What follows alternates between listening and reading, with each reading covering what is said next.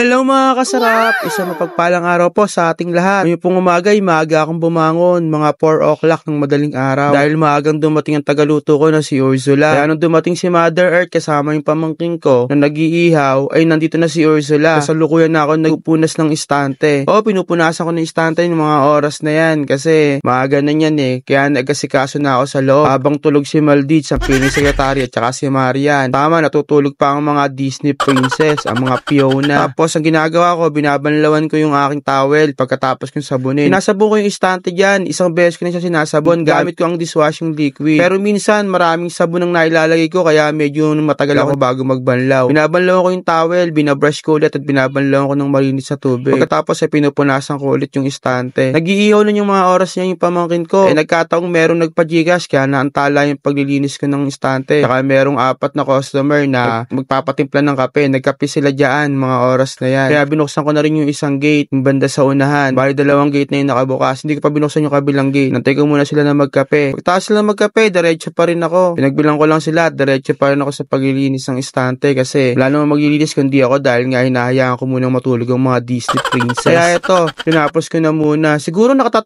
na beses akong banlaw na ginamit dito para luminaw kasi hindi na ako gumagamit ng towel na tuyo eh. Medyo abala lang tsaka minsan nagkakaroon ng himulmul yung salamin. Kung mapapansin nyo, wala na ako mga binusa sa itaas. Hindi na muna ako umorder kay Quechua kasi magsasarado naman na kami. Last day namin ngayon at magsasara kami bukas hanggang sa ados at rest na ulit kayo magbubukas. Kaya hindi na ako umorder. Kaya yung paninda namin na hindi na rin ako umorder ng hopya na galing Cavite. Kinancel ko na dahil baka masira din kapag na-stock sa amin ng medyo matagal-tagal. Napunasan ko na istante, nagwawalis na ako sa loob. Ako rin na magwawalis kasi alam niyo ng mga Disney princess, tulog pa. Yun lang din ang ginagawa ko kapag umaga. Then tinitingnan ko kung may luto na si Ursula at inilalabas ko. Pagkatapos ko maglinis dyan, ngayon pa lang ako magtutoothbrush. Kung mapapansin nyo, hindi ako maghihilamos. Oo, tama, hindi ako maghihilamos kasi hindi nakatulog ang inyong kasarap. Ewan ko ba, anxiety attack yata. Kaya nagtoothbrush lang ako. Nangungulit pa si Chichi dyan. Akala niya may dala akong pagkain. Apura tawag, di ko na nga pinansin. Pagkatapos yan, pumasok na ako sa kwarto at saka lumabas ako ulit pagkatapos kong mag-toothbrush. Kumuha ako ng aking kinakape. Ito nga palilay kong kinakape, yung Diabeta Herbs. Diabeta Herbs! Baka naman! Ang ganda ng kamay ko dito, no? Sana naging kamay na lang ako, no? Pang-model ang kamay, ah. Kaganda naman. Yan, nagkape na ako at saka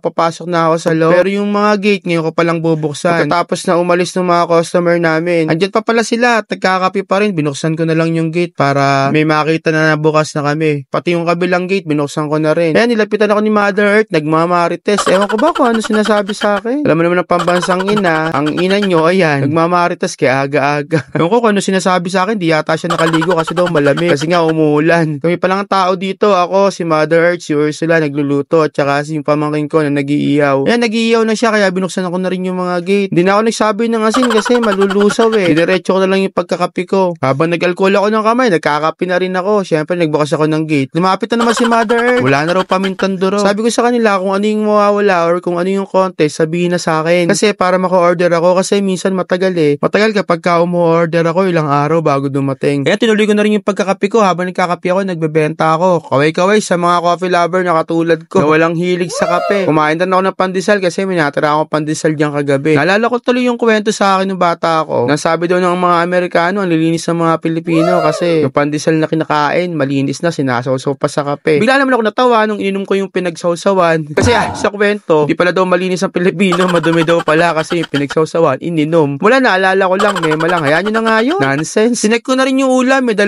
luto na si Ursula. At pumunta na rin ako sa kusina, tinignan ko si Mother Earth, ayun, naghihiwa. At si Ursula ay check ng mga gamit niya. Ayan ang aking 2 Jewel in the Palace, ang 2 Jangyum. Kasabayan yung 2 Fiona na natutulog pa. Si Nenny ng mga oras na yun wala pa. Si Miranova naman na hindi papasok kasi hindi siya papasok ngayon. Tsaka tinuloy ko na rin yung pagkakapi ko. Habang nagkakapi ako, ayan, paisip-isip kung anong pwedeng gawin. O, sa inyo lang mga kasarap. Maraming salamat. Bye-bye!